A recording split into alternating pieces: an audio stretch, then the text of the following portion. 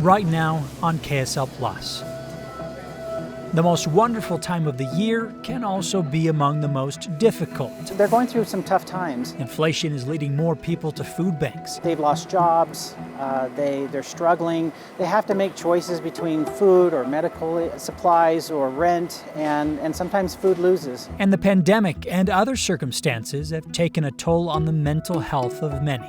I think if people start to feel lonely, then the next thing is they might get a little depressed, right? They might feel a little more down. They might get a little more anxious.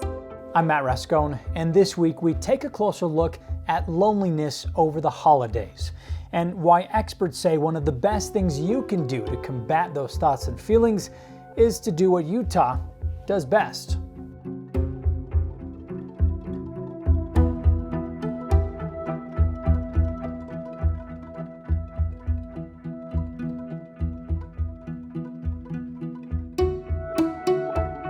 This is a time that can inspire joy and excitement. And for a lot of us, it also brings up complicated feelings and can even trigger some sadness and loneliness. Dr. Kristen Francis is a child and adolescent psychiatrist at the Huntsman Mental Health Institute. Some of that can be from, kind of unmet expectations. So we have these ideas of how the holidays should go and the realities of our families all being together, our jobs, kids being off of break. Sometimes those realities don't match the expectation. Maybe finances are difficult for some people right now. And especially with all that people have been through with the pandemic, there's been a lot of loss, a lot of grief and the holidays can bring that up for people, especially, missing someone you love, maybe someone that's died, just not being able to be with someone that you care about. And again, some of those unmet expectations. How significant is that among the population? Like how many people is this really a struggle for? Well, I would say for the majority of people in our population, they're going to have some complicated feelings during the holidays. They just are. Like there's going to be some times where they're just not feeling how they think they should feel. And that's okay. It's temporary. It's normal to feel differently than you expect. For some parts of the population, up to about 30%, you can experience symptoms of more than just loneliness and sadness, and even experience symptoms of anxiety or depressive symptoms, even meeting criteria for a lesser percentage of major depressive disorder, seasonal affective disorder. And for them, their feelings are more significant than just sadness or loneliness, which are normal feelings that we can all have. We're talking about symptoms that have gotten worse than that, and maybe some changes in appetite, sleep, your interest, motivation, ability to do the things that you normally do, and then increased feelings of isolation, maybe some feelings of worthlessness, hopelessness, helplessness. Those are not expected feelings around the holidays. Those are signs that there might be something more serious happening. The more I kind of dived into the research and the article, the more I recognized, hey, anyone can struggle with this. It could be any season of life where you might just be having a moment, or maybe you have a few things that you're struggling with. Cindy Jenkins is an assistant professor at Utah State University Extension. She specializes in health and wellness and recently wrote a paper on holiday loneliness. Well, I'd say, loneliness is a hard feeling, right? It's a hard feeling to cope with, and it's a perceived feeling. Okay, so it's something where so when I say perceived feeling, I mean that sometimes there are people who are alone, but yet they don't feel lonely. Whereas there are other times when people could be in the same situation and they feel very lonely. So it kind of deals with our perception of life around us and what we have. And so it's really good if you are feeling lonely in a moment to kind of take stock of that and to think, oh, okay, what's going on right now that maybe I can help myself work my way out of, right? Just kind of acknowledging what's going on right now. So would you say that the loneliness part, is that sort of the start of it all, or how would you describe that? For some people, so I think, again, being lonely is a feeling that can happen even when you're not alone. You can be in the middle of a group of people and feel lonely. And for some people, that can be the start of more, which can grow into symptoms of, like I said, major depressive disorder, which is a more serious condition that usually is characterized by 2 weeks of feeling persistently down, hopeless, helpless.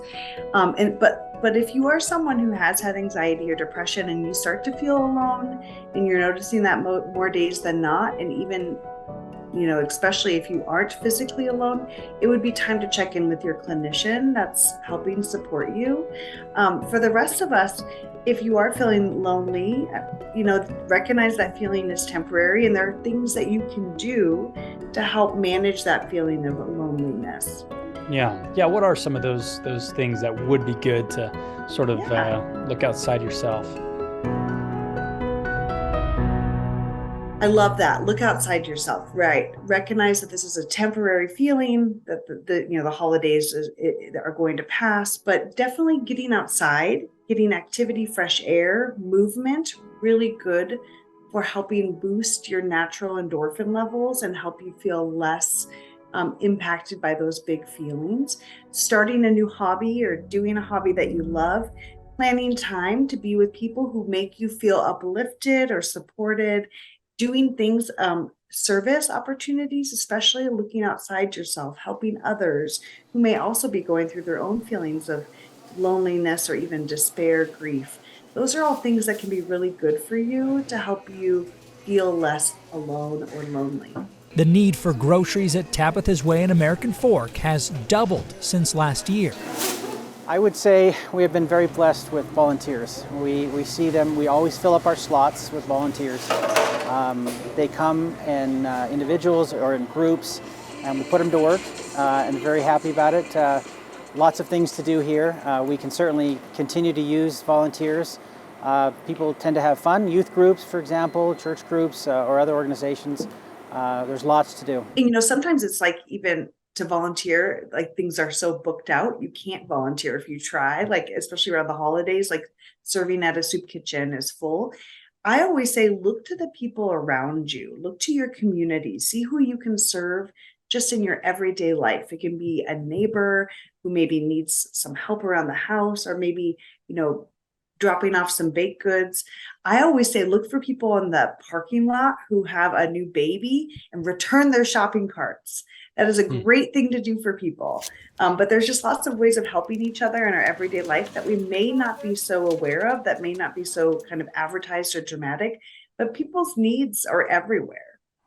Okay, I love this idea of service because, especially when you consider loneliness as a perceived problem, and it really puts a lot of focus on you as an individual, right? If you are feeling lonely, because you're thinking a lot here of like, oh, what's going on with me? What's going on with my life?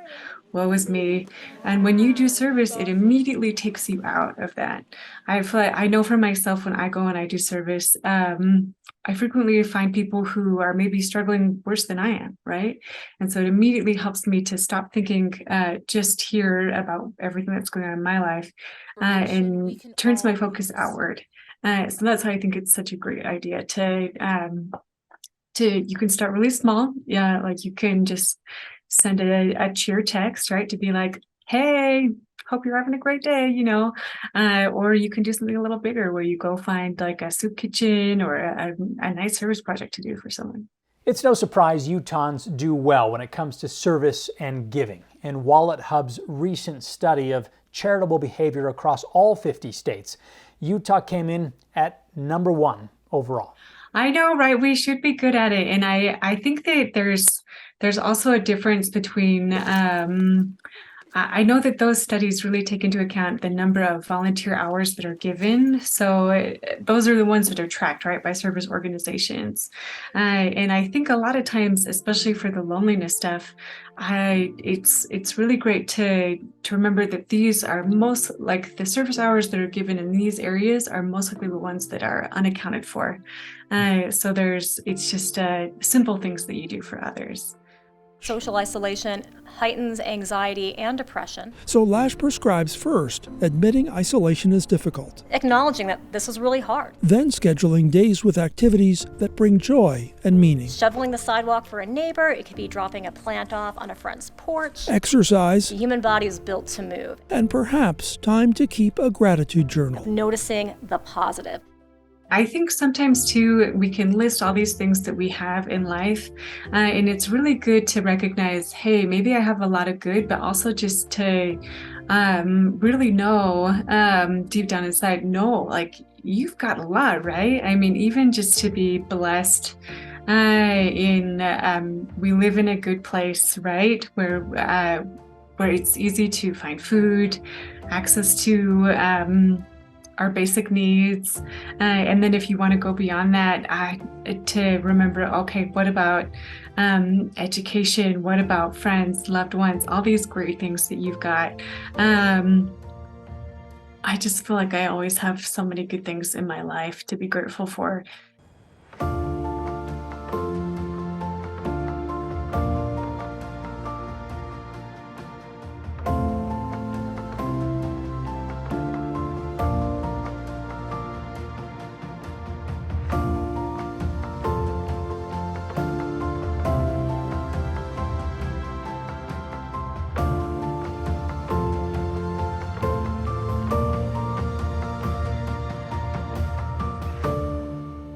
You're not alone. There's quite a few people whom the holidays can bring up a lot of sadness, loneliness, complicated feelings. And again, you're not alone.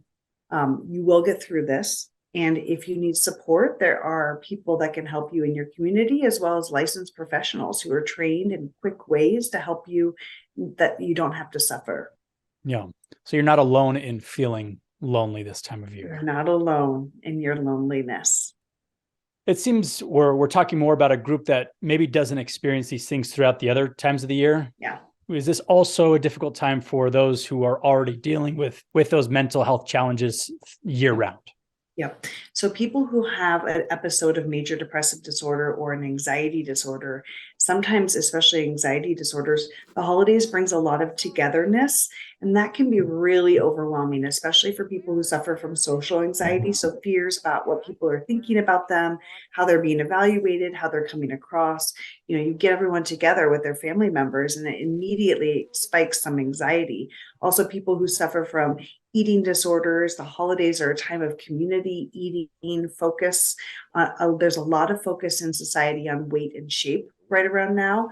Holidays can really bring up problems for people who have underlying mental health conditions. So now is the time to be, really making sure that if you do have one of those underlying health conditions, you're preparing, anticipating, planning, you have strategies in place to help yourself so that you're not getting caught off guard and getting more overwhelmed with symptoms. I think it is so interesting that one of the number one things reported that's associated with loneliness is that you don't have a lot of confidence, right?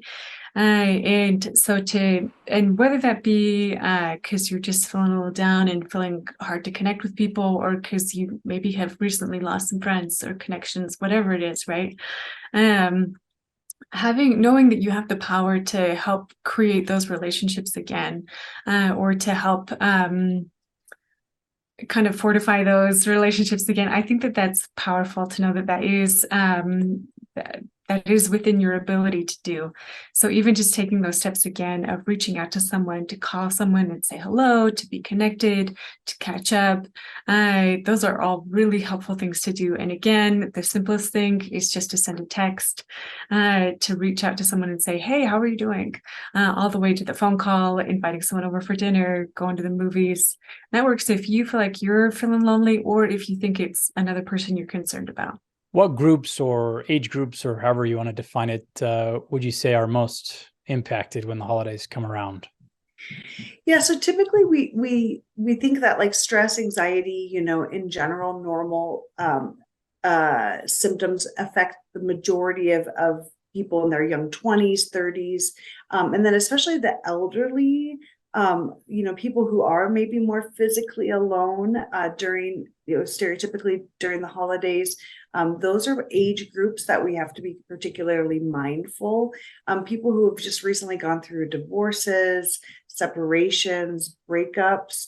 The holidays can be a really lonely time for them, especially if they are not having their children around or not having some of those traditions they're used to.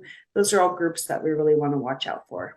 Yeah. And I think you mentioned at the beginning, but the pandemic, would you say, has sort of, Oh, I mean, the effects absolutely. are continuing. The effects of the pandemic are continuing in ways that are just unprecedented. We didn't anticipate that our world would look the way it does now. Many people have lost people, especially in the United States, where we were, ravaged by COVID deaths. People have lost a family member, a friend, someone to an illness. And so it is a time that there's a lot of grief and bereavement, which again is a normal feeling. It's normal to feel grief. It's normal to feel sadness.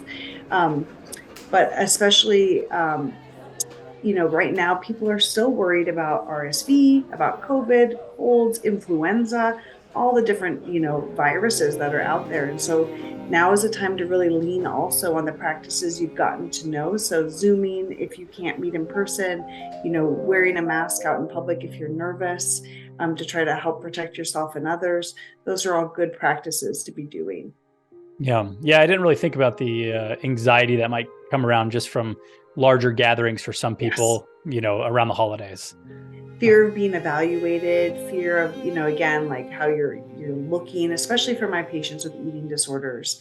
I work a lot with patients with eating disorders, and the holidays, starting with Thanksgiving, Christmas, and New Year's, very, very challenging, especially as we approach New Year's, and then the focus changes on weight loss, changing your body weight and shape. Oh, it's a toughie. Sometimes we can feel disconnected with ourselves, right? And that might even be a potential cause of loneliness, where maybe you're doing so much running around for other people, doing so many things, but yet you haven't had a moment to stop and sit and think, oh, okay, what am I doing here for me right now? Or like, when was the last time I took stock of my own feelings and my own well-being? So even if, again, a small way to start that is even just to take 5 to 10 minutes for a meditation, for a little bit of journal writing, even to, like, if you're like, no, we're going to do some real self-love and care, go get a massage, right? Go buy yourself a good meal or a spa day. That can be my favorite.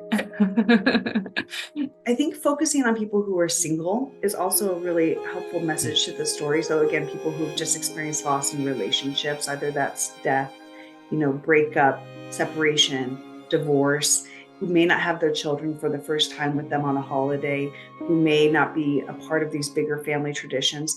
I think it's really a good message to remind people that there are groups like Meetup, which is like, a free group that you can go online, search, and you can find a group that does something socially you're interested in. So like, if you're into board games, there's groups that play board games, there's groups that go outside, there's groups that do whatever you're interested in.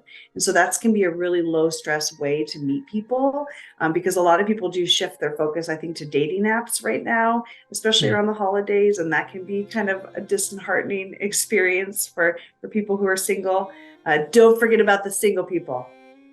Well, maybe especially in Utah, where it's just known for families, Known for families, right? And so all of a sudden, maybe you're in a new situation where you didn't anticipate being alone or single for the holidays. All of this, you think of loneliness and you're like, well, everyone's experienced that. I mean, whatever, but it can be really difficult. It can be really difficult. Some people experience it, especially if you have an underlying health condition. It can kind of be that final stressor that breaks the camel's back. It can really be that last thing that pushes someone back into a major depressive episode, because it is for an extended period of time. We're also in the darkest time of the year, the shortest days. Like, it is a really hard time for people who have like seasonal affective disorder. It's hard for people, to move, who want to exercise and get movement normally. If you're struggling with any of these feelings of major depressive disorder, it's really hard to do things to make yourself feel better. If you are struggling right now, take the first step, right? send the text message, write down something you're grateful for. The next step I would say is to really think about the habits that you're forming. Try to make sure you have those good habits every day of being grateful, reaching out, doing the service, even exercise. That's another big one that can get you out. Really getting into the work that you're doing. There are so many good things that you can do. If you think it could be someone else in your life, I mean, of course, the first thing to do is to think about that, right? Think about all the people in your life who maybe needs a little bit of help and love this season. And what can you do just to not make them feel awkward in any way or bad about what the situation they may be in, but of course, just to reach out and love and to be like, hey, how are you? Let's go to dinner. Let's go to the movies, do something fun, whatever they maybe feel comfortable with. And know that, especially if someone is a little down, they may have an opinion there to be like, oh, this is all I can do right now, right? But just being open and asking them about it, just, hey, do you want to do this? What would be good for you right now? And hopefully they'll tell you and they'll let you know, and then you can just fill the need as they let you know what they need. You touched on this at the beginning, but just lastly, I don't experience these mental health challenges throughout the year. I'm feeling this right now. How do I know, okay, yeah, I should probably talk to someone about it? Yeah, great questions. I say if your symptoms of loneliness or kind of down sadness are lasting more than a week, most days you're being affected lasting more of a week going into 2 weeks, then it's time to talk to someone. We have a lot of different resources at the Huntsman Mental Health Institute. So we have a 24/7 crisis, safety line. We also have a warm line that is throughout the day you can call and just talk to someone who can provide some support and encouragement, which I think is great for the majority of people who may not know if they're, struggling enough to need help. But again, 1 to 2 weeks in a row of symptoms, not feeling like yourself, having a hard time doing things that you normally would do, things aren't bringing you happiness and joy like they normally would. Maybe you're not sleeping very well, you're not eating your normal way, or you're even having thoughts that you don't want to keep doing this, life isn't worth living. Absolutely time to seek out mental health professionals. We are normal people. We are nice. We have evidence-based methods. We're going to get you feeling like yourself again. We are here for you. Yeah. Okay. And I think just the idea that, hey, there are a lot of people dealing with this. So it's like these feelings are normal themselves. Totally normal. So, okay. Totally normal. Yep. Okay. Thank you very much for your time. Yeah. Thanks, Matt. Nice to meet you. Now, if you are struggling, there are resources available, as mentioned, including the National Suicide and Crisis Hotline. That is 988. That does it for us this week on KSL Plus. I'm Matt Rascone. We'll see you again next week.